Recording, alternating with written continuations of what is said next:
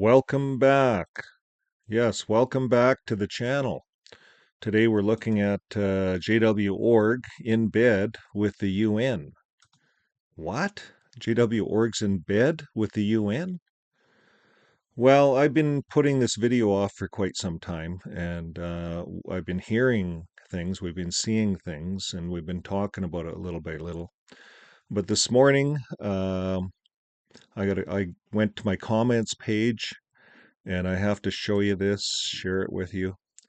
The Mark Andrew 6054, 7 hours ago, he said, if anyone remembers the news article that Stephen Bates, the journalist at the Guardian newspaper, published back in 2001 regarding the Watchtower and the UN scandal, I was the original writer behind that news article, which went viral around the world, that took out over 10,000 JWs and cost Watchtower over $1 billion in 1 year after that publication. He says, I hated the Jehovah's Witness leadership back then, and I still hate the Watchtower organization today. And so that's interesting. Mark Andrew, thank you very much for that comment. That comment actually got me researching Stephen Bates, the journalist, and this Guardian newspaper. So you're probably wondering, like I was wondering, what is this all about? So let's take a look at it. Hang in there, stick with me, and we'll take a look at the newspaper article.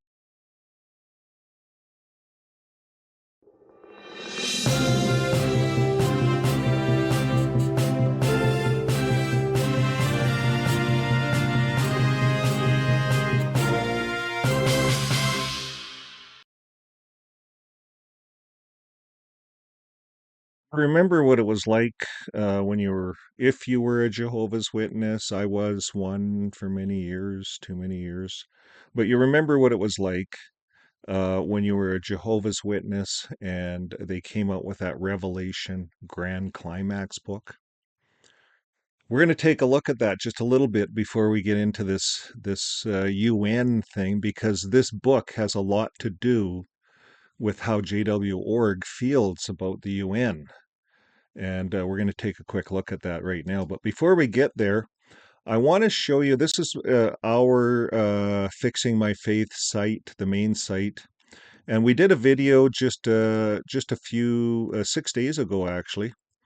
And it's right here. It says JW Org demonized, their words, their magic. That's a good video to watch, because their words, their magic, they have a way of pitching this stuff to us. And this is the book. I wanted to show you what the hard-covered book looks like. I had a couple of them, probably about 3 of them in my library. You know, there was one for every family member. We studied this book about 3 times. It was a hard-covered book, glossy pictures inside, very well put together. Revelation, its grand climax at hand. And the books are kind of worth something now, apparently, on Amazon. You can sell them. People are selling their books. Now, if you want to get into the book, here's how long it is. Like, this is it's a really deep, deep book. So we're just going to take a look at one little chapter, but these are long chapters. And these are all the chapters in the book. You know, everything. The second one. It's like they're rewriting the whole Bible here. And then they get into God's sacred secret, its glorious climax. Still moving. And then executing Babylon the Great. This is where it gets interesting. The great city devastated, and mourning and rejoicing at Babylon's end. So here's some really harsh topics against the UN. You know, really placing UN as Babylon the Great, the Scarlet Colored Wild Beast. So we're just getting into one chapter here. Like this one chapter has all these paragraphs. I'm going to go right up to the beginning. It's a long ways, just so you guys know what kind of stuff Jehovah's Witnesses were programmed with. So here it is, executing Babylon the Great. This is executing Babylon the Great. Babylon the Great in this book is referred to as the worldwide symbol of false religion. It's how does the angel describe the scarlet colored wild beast? What kind of wisdom is needed to understand the symbols of Revelation? So this is the kind of stuff we went verse by verse, and the scriptures were in dark, and then the JW's explanation of the scriptures is here in light. It's not darkened. So there's a lot of their input into this stuff, and it's a ferocious beast. The seven heads of that ferocious beast stand for the seven mountains or the seven kings. And they go on to say both the terms are used scripturally to refer to governmental powers. You see, the scriptures say kings, but they want to take it and make sure that we know this is how they decipher it. So it's all the governments, and then they go to talk about the Roman Empire and all these governments. And the eighth king, they've got it all nailed down to figure this all out. And then the 10 kings for 1 hour. And then they come all the way down here, devastating the harlot. So they call her a harlot. Um, they go down Babel as just as ancient Babylon relied on her watery defenses. Babylon the Great today relies on her huge membership of people and crowds and nations and tongues. And it goes on to say the angel appropriately draws our attention. You see, these are Watchtower words. These are not from the Bible. This is just all not highlighted. They have some scriptures they reference, but this is all their words. And they cherry pick a few words out of the verse. You see in quotations, and they make it look like the Bible. But as Jehovah's Witnesses, when we went through this, we thought this was as good as the Bible. So it goes on in their book, in their words, explaining that it draws our attention of the shocking development. These are political governments of this earth will turn violently upon Babylon the Great. That's all the religions, right? And what will those people in crowds and nations do then? So it goes on to talk about it. Like this book gets into a lot of stuff, even the birds eating the people. It goes on to talk about that. Carrying out God's thought. They're using this, carrying out God's thought. They used this on the 2024 annual meeting, this thought, carrying out God's thought, and as if they know God's thought. So it's interesting how the Jehovah's Witnesses really try to understand the world events, Babylon the Great. Okay, well, here it is, carrying out God's thought, but Jehovah will actually be maneuvering matters. They will carry out his thought by destroying his age-old adulterous enemy at one stroke. And then the next paragraph says, yes, the nations will use the Scarlet Colored Wild Beast, the United Nations, in destroying Babylon the Great. And they do not act on their own initiative, for Jehovah puts it into their hearts, even to carry out their one thought by giving their kingdom to the wild beast. And when the time comes, the nations will evidently see the need to strengthen the United Nations. They will give it teeth, as it were, lending it whatever authority and power they possess, so that it can turn upon false religion and fight successfully against her until the words of God will have been accomplished. Thus the ancient harlot will come to her complete end, a good riddance to her. So basically, they're saying that this UN, this United Nations, this scarlet colored wild beast will come to an end after God uses it to destroy all of the religions, all of the false religions. And the only religion that's going to be left, that's the true religion, is JW.org. And this is how JW.org is doing it. They are getting into bed with the UN. I didn't realize that when I was reading this book, going over it with them. They didn't tell us that, but that's what's happening. And we're going to show you next how we know that. Okay, so next we're going to go to what a Mark Andrew suggested, the Stevens Bate journalist article. So here it is. This is the Guardian, and it's from 2001, so it's more than 23 years old, it says. So this is what we want. We want the history. How long have Jehovah's Witnesses been linked to the UN? They did a whole article on this. This is the article that cost them, what was it, $10 million? Cost Jehovah's Witnesses 10,000 members. Cost them a lot of time and money to deal with this. Well, let's read it again. Jehovah's Witnesses linked to the UN queried, sect accused of hypocrisy over association with the organization it has demonized. Stephen Bates, religious affairs correspondent. The United Nations is being asked to investigate why it has granted associated status to the Jehovah's Witnesses. So they've had an association status, the Jehovah's Witnesses. We could look at that here and see if it shows it. Okay, so I know I couldn't find anything, but I know we're just touching the tip of the iceberg here, that Jehovah's Witnesses have been in bed with the UN for quite some time. So let's read on. It says the fundamentalist US-based Christian sect, which regards it as a scarlet colored beast, predicted in the book of Revelation. Disaffected members of the 6 million strong, and now they're claiming 9 million, which has 130,000 followers in the UK, have accused the Witness elderly governing body of hypocrisy in secretly accepting links with an organization they continue to denounce in apocalyptic terms. And the UN itself admitted yesterday that it was surprised that the sect, whose formal name is the Watchtower Bible and Tract Society of New York, had been accepted on its list of non-governmental organizations for the last 10 years. A former member said, so did you guys get that? This news is saying they've been on the list for 10 years prior to this. So it goes on to say the former member said there is a glaring inconsistency which has emerged between the Watchtower Bible and Tract Society's frequent portrayal of the UN as an evil organization and its behind the scenes attempt to curry favor with that organization. Were individual members to be aware of any formal link, they would be devastated.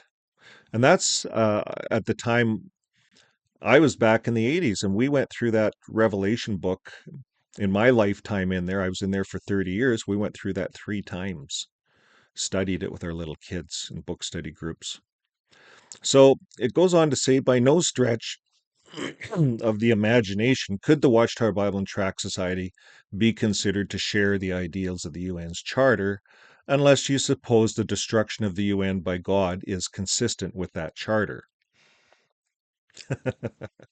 So the witnesses most frequently encountered by non-members when they attempt to make doorstep conversations have faced accusations of bad faith before. And these have been most notably over the hierarchy's insistence that members should not accept blood transfusions, and over accusations that sexual abuse of children by witness ministers in the U.S. have been covered up. And followers who criticize the witness leaders or question their decisions are routinely disfellowshipped, shunned, or now they call it removed. They lightened the word, but it's still the same thing, which means fellow members, including their families, must shun them. The article goes on to say an obscure and ill publicized decision by the hierarchy in New York last year modifying the prohibition on transfusion by deeming that God had revealed to them that transfusions of some blood components might be acceptable, providing there was later repentance, has come too late for many hundreds of followers known to have died because they refused blood. And isn't that true? They changed their view. You could accept some platelets. So so they weren't. I don't know. Maybe one of the governing bodies needed blood products, so they had to make it okay. Like let's be real here. Probably. Now, in child abuse cases, the hierarchy insists there must be 2 independent witnesses, an almost impossible stipulation before accusations are investigated. And that's just ridiculous. The Watchtower Society has been denouncing the UN and its predecessor, the League of Nations, for 80 years. I can attest to that. Well, the 30 years that I've been in it, anyways. Believing them to be a world empire of false religion, predicted in the book of Revelation. A recent publication since the organization obtained its recognition describes the UN as a disgusting thing in the sight of God and his people. That's what it says. In an internal document, the Watchtower Bible and Tract Society describes its policy as theocratic war strategy. And it claims in time of spiritual warfare, it is proper to misdirect the enemy by hiding the truth. Yeah, they're good at doing that. And it is done unselfishly, and it's done not to harm anyone. On the contrary, they say it does much good. Being a recognized NGO with the United Nations, as more than 1,500 organizations are, gives status, though not grants. And to qualify, organizations must show that they share the ideals of the Charter. So you see, for Watchtower to be in this for all those years, they had to share the ideals of the UN. This organization they call the Wild Beast. Quite hypocritical, really. Well, it is. It is absolutely hypocritical. Well, anyways, they operate on a nonprofit basis. It demonstrates interest in the UN's issues and proven ability to reach large or specialized audiences and have the commitment and the means to conduct effective information programs about the UN. So maybe this is how the Watchtower wanted to know what the UN is doing so they could make it look like they're predicting things to their followers. This could be why they were involved. But anyways, it goes on to say disaffected witnesses believe that the association, which has not been publicized to followers, is intended to increase the cult's respectability to skeptical governments, such as France's, which have refused to recognize it. And Paul Gillies, the witness spokesman in Britain, said, "We do not have hostile attitudes to governing bodies, and if we are making representations on issues to the UN, we will do so." Well, that was a lame response. Spokesman. He's the witness spokesman, the JW spokesman. We do not have hostile attitudes toward governing bodies. Read their Revelation book. They've predicted that the UN is going to be destroyed. We just read it actually. You guys, I'll link this all in the video. I'll link everything in this video. Now, there are good and bad bodies just as there are good and bad politicians. We believe that the book of Revelation tells us, but we do not actively try to change the political system. That's their out. God's telling us this. You know, when you read the book of Revelation, there's 101 ways to take that wild beast thing. And when you look at a lot of other scholars, religious scholars, they all say the book of Revelation is really hard to understand, but they call the beast something else, most people. Now, it goes on to say a spokeswoman for the UN said, "I think we may not be aware of the JW's attitude, which seems to be really strange. This is what we're up against, a media ecosystem dominated by a handful of billionaire owners, bad actors spreading disinformation online to fuel intolerance, and teams of lawyers from the rich and powerful trying to stop us publishing stories they don't want you to see. Lobby groups with opaque funding who are determined to undermine the facts about the climate, energy, and this is just their thing." Okay, so that's that for that article. Now, there was two articles. There was this one. Hypocrite Jehovah's Witnesses abandon secret link with the UN. So here they're in with the UN. They got exposed. And then this article came out in October of 2001. The other one came out in October also, the 8th of 2001. So this one came out on the 15th. Not even 8 days later, they abandoned their link after that article came out and exposed them. So let's read about it. The Jehovah's Witnesses have hurriedly disaffiliated from the United Nations within days of a Guardian story, the one we just read, in which members accused the sect of hypocrisy for supporting an organization it has repeatedly denounced privately.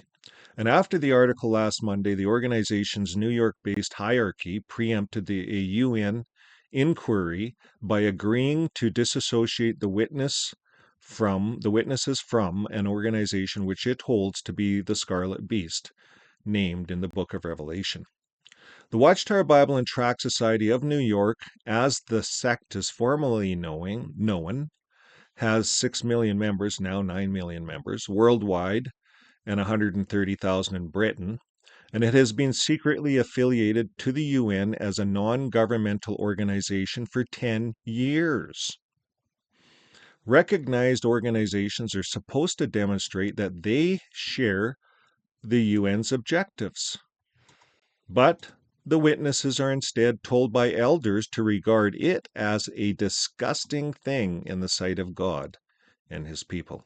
And I can attest to that for 30 years after studying that book through their organization over that period of time with my little children.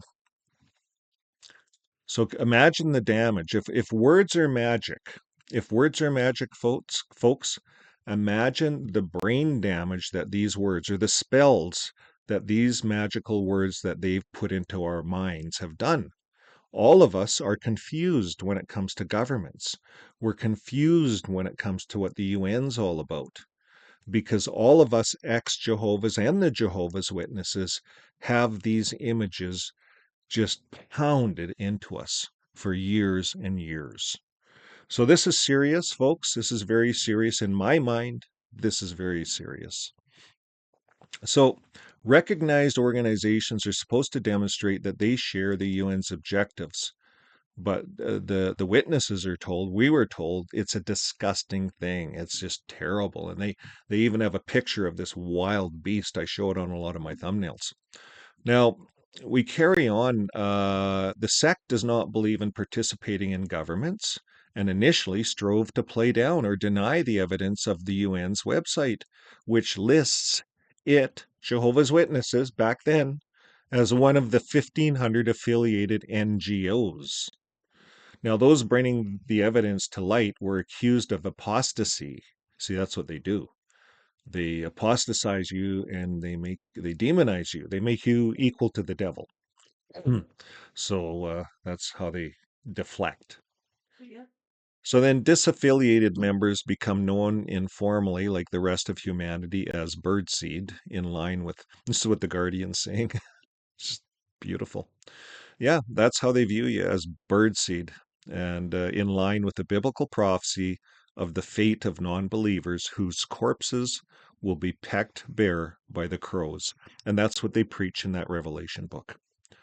It's a long book. Now, within the hours of the article's appearance in the Guardian website on Monday and its posting on a Jehovah's Witness bulletin board, more than 14,000 people across the world had read it. And by yesterday, there were 353 official posts, 325 message boards discussing the article and its revelations, with witnesses in the U.S. demanding to see copies of the paper. And again, I'm going to post every link here that I'm covering on this broadcast. Now, the next article we're going to get into is brought to our attention off our Discord channel. And if you haven't had a chance to join it yet, we'll put the link in this video. Also in the descriptions, you hit more, it'll get to Discord. You just hit the link, you can join up, and there's a wealth of information and a whole community of people. Now, one of the community members, Culty Talk, gave us a link to this UPR information, and we're going to take a look at that next. It's right here. It's the UPR. And we're going to take a look at who they are and so on and so forth. So you just have to punch in this EAJW. I'm going to put this link in and you hit apply. And when you apply, there's 72 articles that come up on this site. And I'm going to read to you what this site's all about. Okay, so this is the UPR vision and mission.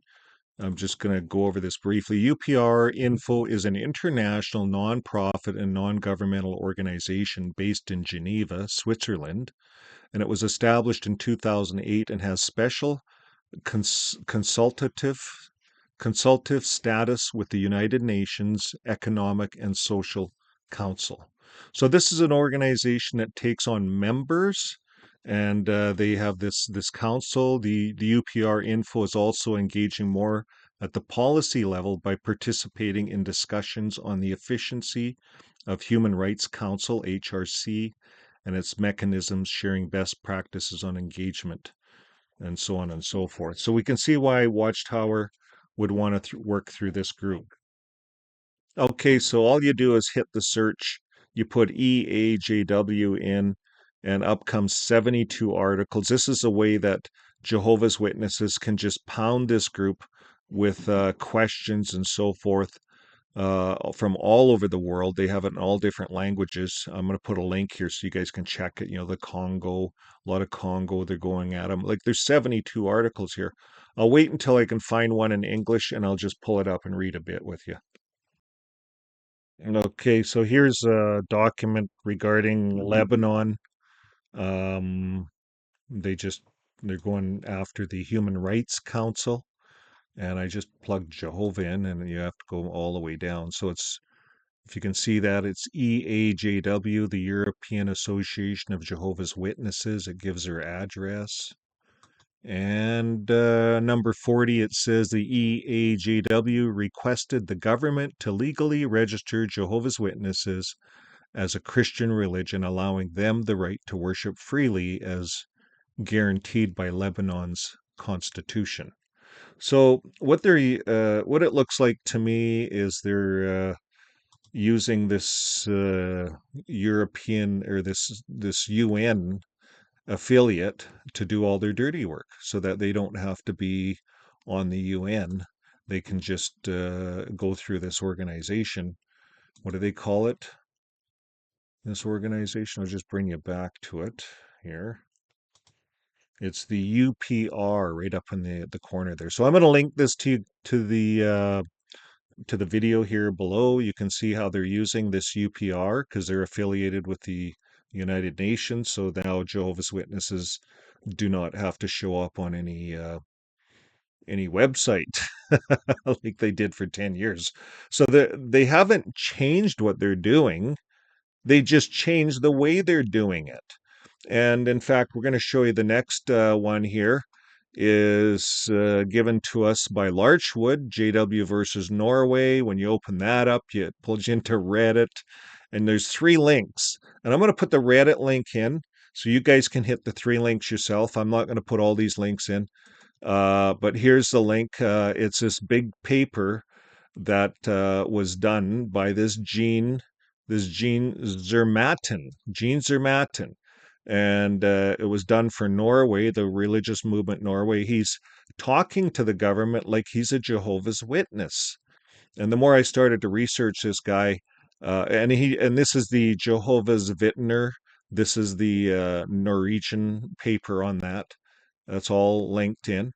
Now here's the guy, Jean Zermatten. He used to have his picture there. We emailed him, and then his picture disappeared. But you can look up his picture on YouTube. Here's what he looks like, Jean Zermatten. He's very famous. In fact, if you go to Wikipedia, and I'll put that link in, he's a specialist of children's rights. That's what he does. He's a specialist, and he is the chairman of who? Of the UN committee. He's the chairman of them on the rights of child and the first Swiss member of the committee. So this guy is connected, like you wouldn't believe, to the UN. He's not a member, an NGO. He is the chairman. And he's talking like he is a Jehovah's Witness. This Gene guy, and the papers he writes, you would think he's a Jehovah's Witness. I'm going to put a link to this so you can read it. He talks about it, the child as subject of rights, a child of a parent. It's all in favor of Jehovah's Witnesses. Okay, well, to conclude this, Jean Zermatten, what is his role in with the JW org? He's being used in Japan. He's writing articles. They're in with him. He's the chairman of the UN Committee on the Rights of the Child. Is the UN using Jehovah's Witnesses as the model for their one world religion that they're trying to form? Or what? What's going on here? Jean Zermatten, he's fighting for Jehovah's Witnesses around the world, and he is in deep with the UN. So I leave this with you as the audience. It perplexes me as I go through this information as an ex-Jehovah's Witness, and as one of the ones that was really programmed to believe that the UN was a scarlet colored wild beast and God was going to destroy it. So, how could the one true religion in the world be riding the back of the wild beast, the scarlet colored wild beast? Explain that to me, and we'll both be enlightened. So, until next time, keep living your life with love. It always works. And we'll see you on the next video. Bye for now.